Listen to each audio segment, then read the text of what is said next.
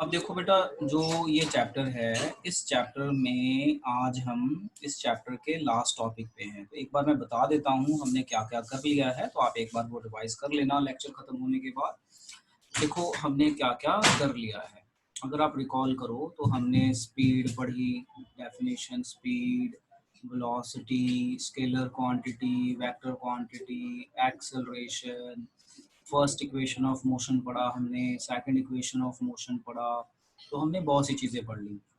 फिर हमने इक्वेशन पढ़ी v is equal to u plus a t, first equation of motion है।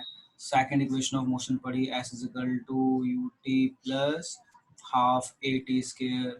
फिर हमने थर्ड इक्वेशन ऑफ मोशन पढ़ा, two a s is equal to v square minus u square. ये सब कुछ ऐसी चीज़ें हैं जो हमने पढ़ी हैं और हमने इनको समझा भी है। अब याद आपने किया नहीं किया उस पर डिपेंड करता है, तो याद करना बहुत जरूरी है। आज का जो हमारा टॉपिक है सर्कुलर यूनिफॉर्म सर्कुलर मोशन, तो लोग हम इसे समझते हैं क्या होता है यूनिफॉर्म सर्कुलर मोशन। जब कोई बॉडी सर्कल में घूमती है विद कांस्टेंट स्पीड, उसे कहते हैं यूनिफॉर्म सर्कुलर मोशन। फिर उसमें होता क्या है ये हम देख लेते हैं, क्या होता है यूनिफॉर्म सर्कुलर मोशन। देखो, व्हेन एन ऑब्जेक्ट या बॉडी, व्हेन एन ऑब्जेक्ट और body when an object or body moves in circle या circular path with constant speed, with constant speed is called uniform circular motion, is called uniform circular motion. तो क्या होता है uniform circular motion? जब कोई body circle में घूमती है with constant speed is called uniform circular motion. अब मैंने यहाँ पे 4 ट्रैक बनाए हुए हैं। मान लो आप इस ट्रैक पे दौड़ रहे हो, एक आपका रेक्टेंगुलर ट्रैक है, एक हेक्सागोनल ट्रैक है, और एक आपका ऑक्टागोनल है, और एक आपका सर्कुलर ट्रैक है। तो यहाँ पे मैं क्या बताना चाहता हूँ जरा समझना ध्यान से।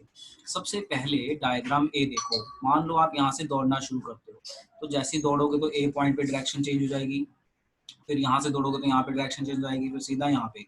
यानी जो आपका रेक्टेंगुलर ट्रैक है इसमें 4 बार डायरेक्शन चेंज होती है। बट अगर आप हेक्सागोनल ट्रैक पे दौड़ो तो देखो कहाँ कितनी बार डायरेक्शन चेंज होगी, 6 बार। और अगर आप ऑक्टागोनल पे ट्रैक पे दौड़ो तो डायरेक्शन कितनी बार चेंज होगी आपकी, आप देखो यहाँ पे ऑक्टागन। बट सर्कुलर मोशन में हर पॉइंट पे डायरेक्शन चेंज होती है। देखो, अगर आप सर्कुलर मोशन पे देखो तो यहाँ पे अगर डायरेक्शन निकालें तो ऐसे जाएगी, यहाँ पे निकालें तो ऐसे जाएगी, यहाँ पे निकालें तो ऐसे जाएगी, टेंजेंट ड्रॉ करते जाओ ऐसे जाएगी।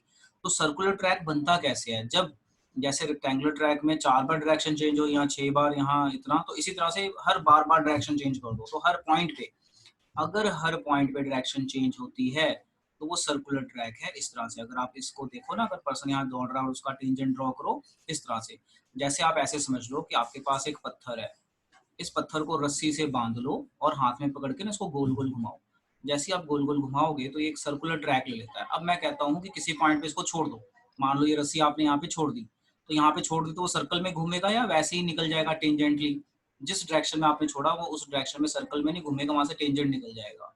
तो अगर आप चाहते हो कि पत्थर सर्कुलर पाथ में घूमे तो हर पॉइंट पे उसको डायरेक्शन चेंज करनी पड़ेगी। जैसे मैं यहाँ पे शो कर रहा हूँ, हर पॉइंट पे डायरेक्शन चेंज करेगी। तो हर पॉइंट पे डायरेक्शन चेंज होने का मतलब है एक्सेलरेटेड मोशन। तो याद रखना, जो सर्कुलर मोशन होता है ये एक्सेलरेटेड मोशन होता है। Uniform circular motion is accelerated motion because at each direction is changing, because at each point direction is changing. तो कोई आपसे पूछे कि why uniform circular motion is an accelerated motion, तो आप बताओगे because in circular motion at each point direction of the object is changing। क्योंकि अगर आप चाहते हो कि आपकी बॉडी सर्कल में घूमे तो आपको अपनी डायरेक्शन चेंज करनी पड़ेगी। जैसे आप यहाँ पे दौड़ रहे हो तो आप यहाँ की तरफ मुड़े नहीं, तो आप सीधा दौड़ जाओगे ना। सर्कल में घूमने के लिए आपको हर पॉइंट पे अपनी डायरेक्शन चेंज करनी पड़ेगी। तो यूनिफॉर्म सर्कुलर मोशन क्या होता है? जिसमें स्पीड सेम रहे, डायरेक्शन चेंज करनी पड़ती है, तो इसे कहते हैं यूनिफॉर्म सर्कुलर मोशन। तो आई होप आपको समझ में आ गया। और यहाँ पे जो नोट है हमारा, नोट क्या है जो हमारा सर्कुलर मोशन है, यूनिफॉर्म सर्कुलर मोशन, इसे हम एक्सेलरेटेड मोशन भी कहते हैं। ठीक है जी, तो आप इसे याद रखिए, uniform circular motion is also called accelerated motion. ठीक है ना, accelerated motion. Why it is called accelerated motion? Because at each point of circle, because at each point of circle, because at each point direction is changing, direction is changing। अब जो मैंने बताया इसको आप आराम से बैठ के सोचना, आपको मेरी बात समझ में आ जाएगी। कई बार ना जल्दी बच्चा फॉलो नहीं करता, क्योंकि अगर आप चाहते हो कि हम जब सर्कल में घूम रहे हैं तो हमारी बॉडी सर्कल में घूमे, तो सर्कल में घूमने के लिए आपको डायरेक्शन चेंज करनी पड़ेगी। जैसे मान लो आप साइकिल चला रहे हो और कहीं पे राउंड अबाउट आ गया, अब आप बोलो जी नहीं मैंने राउंड अबाउट पे हैंडल टेढ़ा ही नहीं करना, तो आपकी साइकिल सीधी चल जाएगी, राउंड अबाउट में नहीं घूमेगी। आपको मेरी बात शायद अब समझ में आ गई हो, तो इसको थोड़ा सा बैठ के एनालाइज करना कि सर्कल में घूमने के लिए डायरेक्शन हमें हर मोमेंट पे चेंज करनी पड़ेगी, और डायरेक्शन चेंज करने को हम कहते हैं यूनिफॉर्म सर्कुलर मोशन। सो हमें यूनिफॉर्म सर्कुलर मोशन यहाँ पे समझ में आ जाता है। अब हम आगे चलते हैं। अच्छा, आगे चलने से पहले एक चीज मुझे बताओ कि अगर कोई बॉडी सर्कल में घूमती है तो सर्कल का एरिया क्या होता है, बताओ। अगर मैं बोलूँ कोई बॉडी सर्कल में घूम रही है तो सर्कल का एरिया क्या होता है, पेरीमीटर क्या होता है और एरिया क्या होता है, बताओ फॉर्मूला बताओ, क्या होता है फॉर्मूला, बोलो। पाई आर स्क्वायर और एक 2 पाई आर, है ना। ये क्या चीज होती है और ये क्या चीज होती है, मुझे दोनों चीजें बताओ। पहले वाला होता है एरिया, सर्कुलर ट्रैक का एरिया, और सर्कुलर ट्रैक का पेरीमीटर क्या होता है, पेरीमीटर मतलब ये जो सर्कल में घूमा है, पेरीमीटर होता है ना। हाँ, पेरीमीटर ही होता है ना। हेलो, पेरीमीटर ही होता है ना। Yes sir. अच्छा, अब स्पीड किसके बराबर होती है, स्पीड का नॉर्मल फॉर्मूला क्या होता है, डिस्टेंस अपॉन टाइम, बस ये याद रखना। तो सर्कुलर मोशन को सॉल्व करने के लिए हमें ये चीजों की नॉलेज होनी चाहिए। चलो हम आगे चलते हैं और इसके न्यूमेरिकल्स को देखते हैं कैसे करना है, क्या है। लो जी, अब यहाँ पे कुछ इसी से चीज रिलेटेड चीजें आ गई हैं, इसे हम देखते हैं क्या कहती हैं ये चीजें। तो see carefully, we know that circumference of circle of radius r is given by 2 pi r, तो ये तो आपको मैंने बता दिया। If the athlete takes t second to go once around the circular path, the radius, then velocity is given by, तो velocity हो जाएगी 2 pi r by time।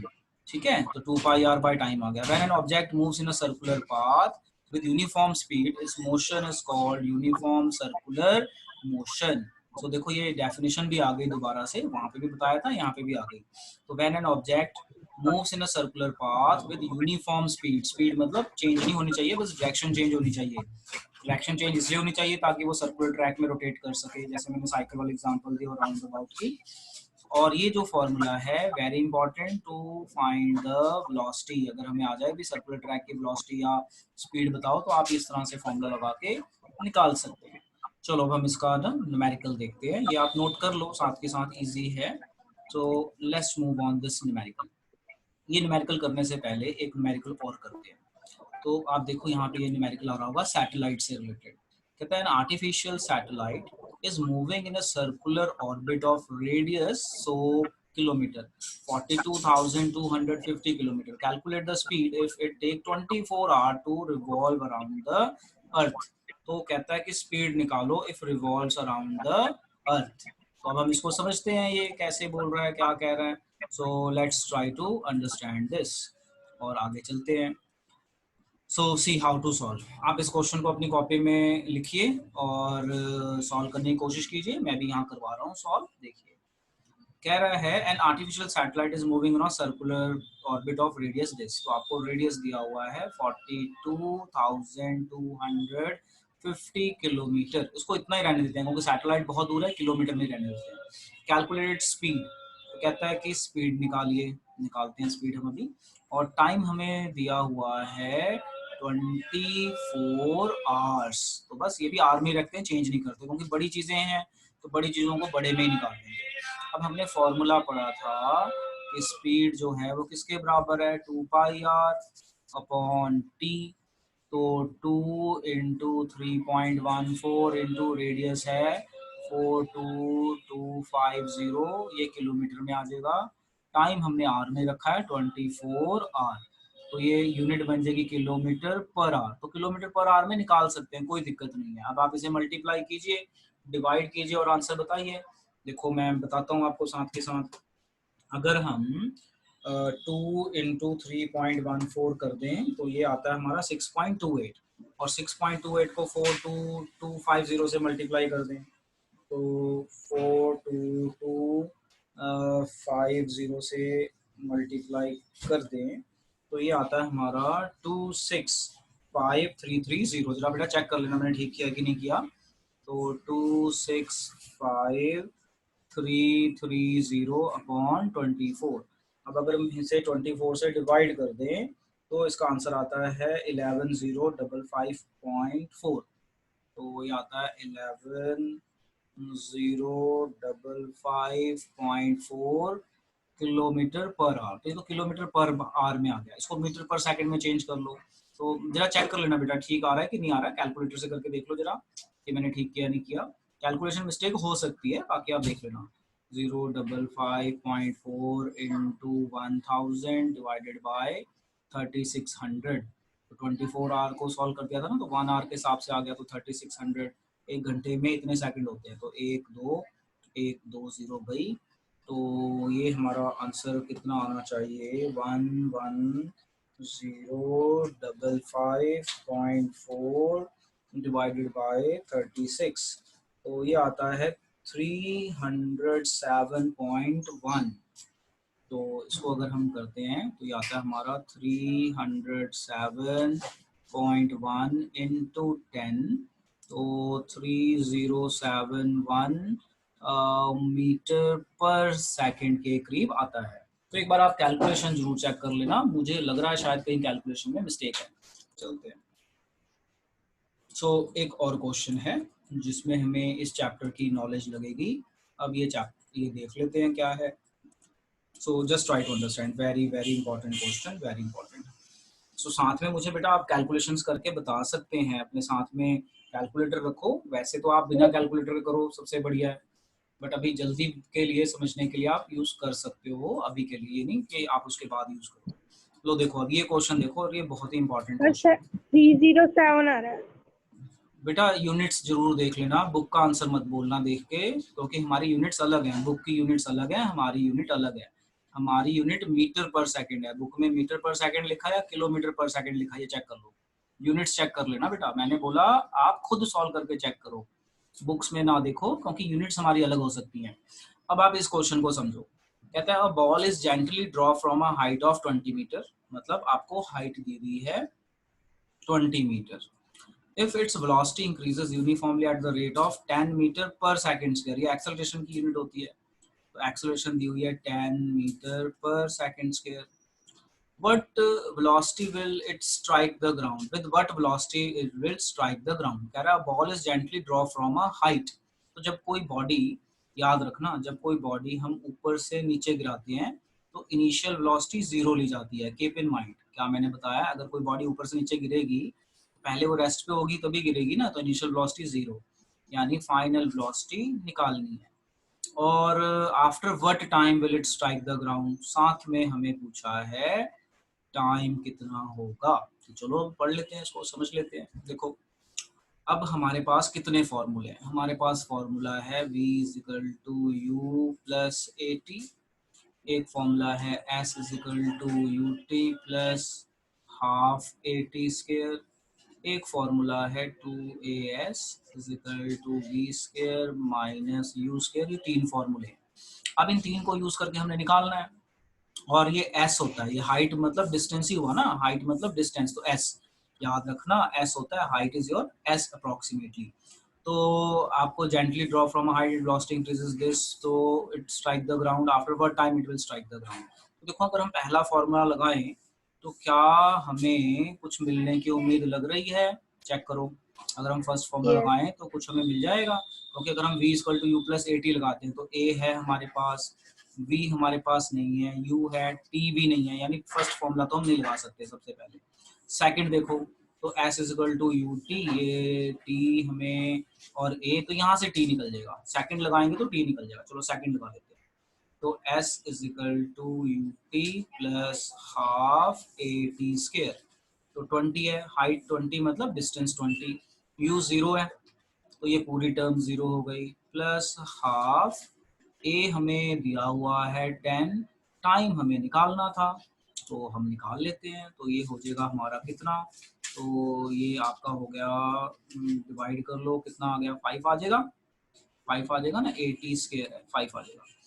तो आप इसे ऐसे कर सकते हैं 20 into 2/10 is equal to t square कर लो, तो ये हो गया 0 0 कैंसिल, तो टाइम आपका आ गया √4, दैट इज 2 सेकेंड। हाँ जी बोलो, समझ में आया कैसे किया मैंने, बोलो बच्चों, समझ में आ गया? Yes sir. चलो तो हमारा एक सेक्टर तो आ गया, यानी हमारा टाइम आ गया। अब हम ये पहला फॉर्मूला लगा के v निकाल सकते हैं। Now v is equal to u plus a t, तो हमारे पास u 0 है, a हमारे पास 10 है, टाइम हमने 2 निकाल लिया, तो 20 मीटर पर सेकेंड। चलो इसे नोट कर लो, नोट करके डन बोलो। एक चीज और देख लो, जैसे अभी कोरोना का टाइम चल रहा है, तो जो क्वेश्चंस हम आपको करा रहे हैं बेटा वैसे ही क्वेश्चन पेपर में डालेंगे, उससे अलग नहीं डालेंगे, इस चीज का ध्यान रखना। जिस तरह के क्वेश्चंस की हम प्रैक्टिस करवा रहे हैं आप उन्हीं क्वेश्चंस को करिए, एक्स्ट्रा बुक है जरूर पढ़िए, नॉलेज बढ़ाइए, बट हम पेपर में क्वेश्चंस उसी तरह के देंगे जैसे हम करवा रहे हैं, कुछ नया नहीं देंगे बिकॉज ऑफ दिस एपिडेमिक जो भी चल रहा है इसमें। तो हम आपको इसी तरह के क्वेश्चन देंगे जैसे हम करवा रहे हैं, तो आप इन क्वेश्चंस को बेटा बार बार प्रैक्टिस करें, खूब प्रैक्टिस करें, और रट्टा नहीं लगाएंगे क्योंकि वैल्यूज चेंज हो सकती हैं, डेफिनेशंस को समझें, ब्रेन डन सर। लगाएं और सोचें। सो देखो यहाँ पे हमारा चैप्टर खत्म हो जाता है। अब इस चैप्टर से रिलेटेड ना जो प्रॉब्लमेटिक एरिया है मैं उनके कुछ क्वेश्चंस की डिस्कशन कर लेता हूँ। जैसे नंबर 1 क्वेश्चन नंबर 1, मान लो मैंने आपको एक ग्राफ दिया ऐसे, ये दे दिया मैंने एस टी ग्राफ, और मैंने ये ग्राफ कुछ ऐसे बनाया। अब मैंने पूछा कि ये पॉइंट ओ है, ये पॉइंट ए है, ये पॉइंट बी है। अब मैंने पूछा इस ग्राफ को देख के मुझे बताओ ओ ए का क्या मतलब है और ए बी का क्या मतलब है फॉर अ बॉडी। लो जी ध्यान से देखो और मुझे बताओ, use your brain. S T graph होता है डिस्टेंस वर्सेस टाइम ग्राफ।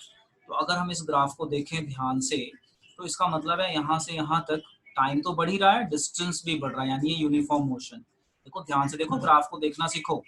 अगर ये ग्राफ ऐसे बना हुआ है तो इस ग्राफ से हम क्या रिजल्ट निकाल सकते हैं, हम ये रिजल्ट निकाल सकते हैं ए इक्वल कि टू वो जो है ये यूनिफॉर्म मोशन है। कौन सा है? यूनिफॉर्म मोशन, मतलब बॉडी मूव हुई है। अच्छा उसके बाद मैं पूछूं ए बी को देख के बताओ क्या हो रहा है। अगर आप ए बी को देखो ध्यान से तो बॉडी एट रेस्ट है, यानी पहले यहाँ से यहाँ गई, टाइम बढ़ने के साथ साथ यहाँ पे देखो टाइम, इसके बाद टाइम बढ़ रहा है, डिस्टेंस नहीं बढ़ रहा, यानी body at rest. A B का मतलब क्या है कि इसके बाद बॉडी एट रेस्ट है। मतलब आप ऐसे मान लो कि आप स्कूल से घर गए, तो ये स्कूल से घर जाने का डिस्टेंस हो गया, उसके बाद आप घर में ही हो, घर में ही हो, घर में ही हो, घर में ही हो, मतलब बॉडी एट रेस्ट। तो ये मतलब आया इस ग्राफ का। तो ग्राफ को देखना सीख जाओ। चलो नेक्स्ट क्वेश्चन देखते हैं, इसी से मैचिंग एक क्वेश्चन और देता हूँ, क्वेश्चन नंबर 2। सो अब एक और ग्राफ बनाता हूँ। इस टाइम जो मैं ग्राफ बना रहा हूँ ये मैं बनाऊंगा VT graph, velocity time graph.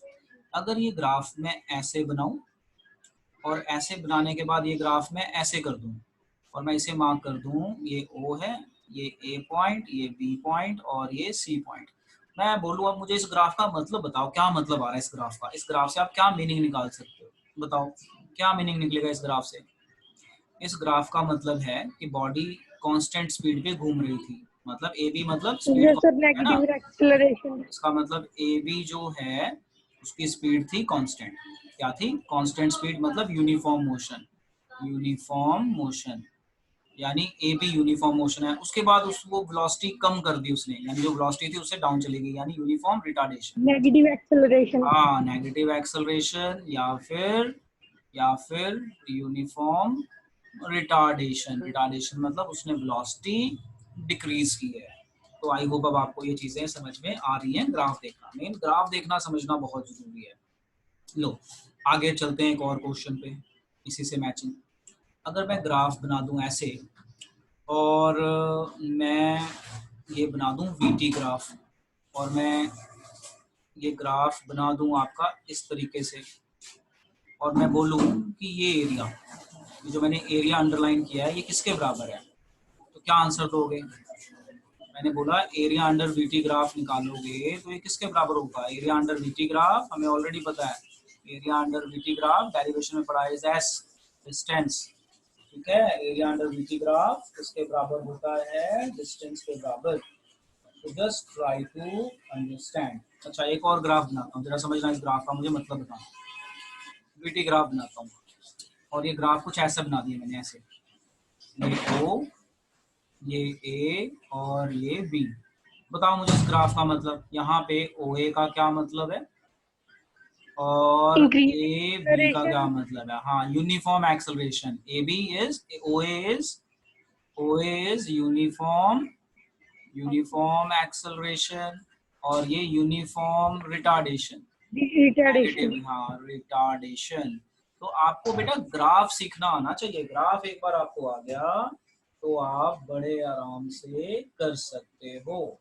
चलो एक और क्वेश्चन देखो जरा। मैं ग्राफ बना रहा हूँ, ये मैं बनाता हूँ डिस्टेंस वर्सेस टाइम ग्राफ, ठीक है। ये डिस्टेंस हम ले लेते हैं, लेट अस से 25, ये डिस्टेंस ले लेते हैं 50, और ये डिस्टेंस ले लेते हैं लेट अस से 75, और ये डिस्टेंस ले लेते हैं मीटर में, लेट अस से 100, ओके।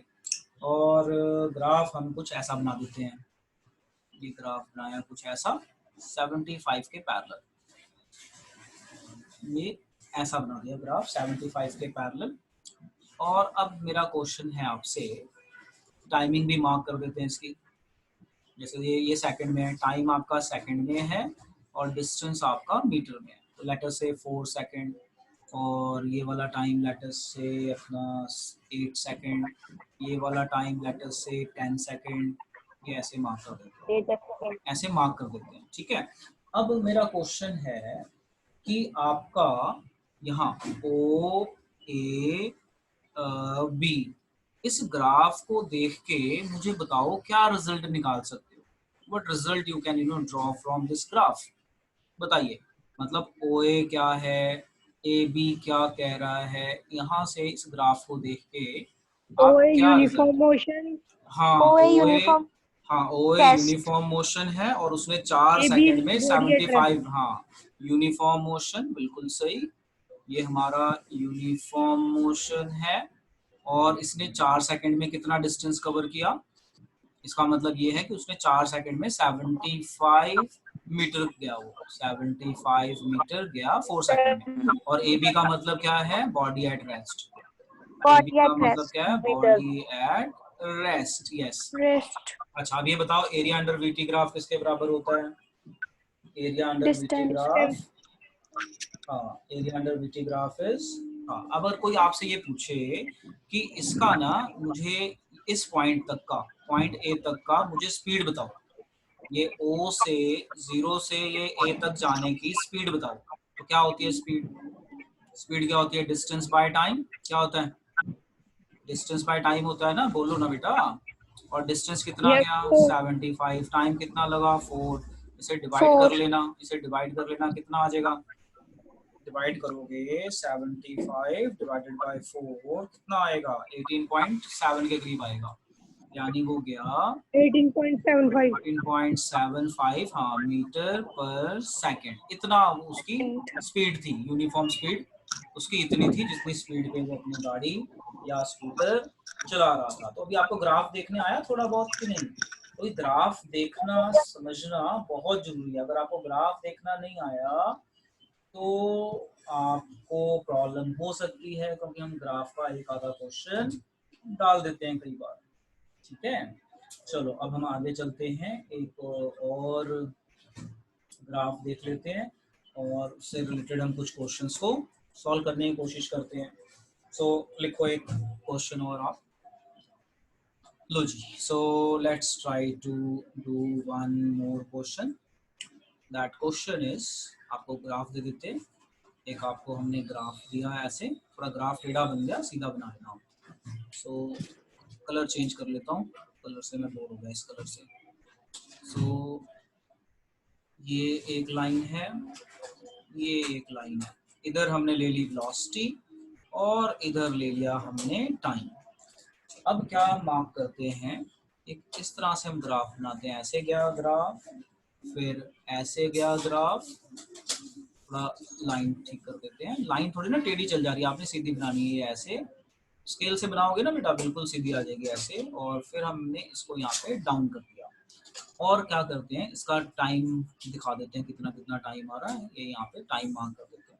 ये 0 है, ये टाइम आ रहा है आपका 2 सेकेंड, और ये टाइम आ रहा है आपका 5 सेकेंड, और ये टाइम आ रहा है 6, ये मान लेते हैं 3 और बीच वाला 4। ये ए बी और ये पॉइंट हो गया आपका सी। और यहाँ पे मार्क कर लेते हैं जो ये वाला पॉइंट है, इसे हम मार्क कर लेते हैं 15, यानी वेलोसिटी 15 है। ये आपका 5, ये आपका 10 मीटर पर सेकेंड, और ये सेकंड में है आपका टाइम। तो पहला क्वेश्चन कि आप ग्राफ देख के मुझे इस ग्राफ का मतलब बताइए।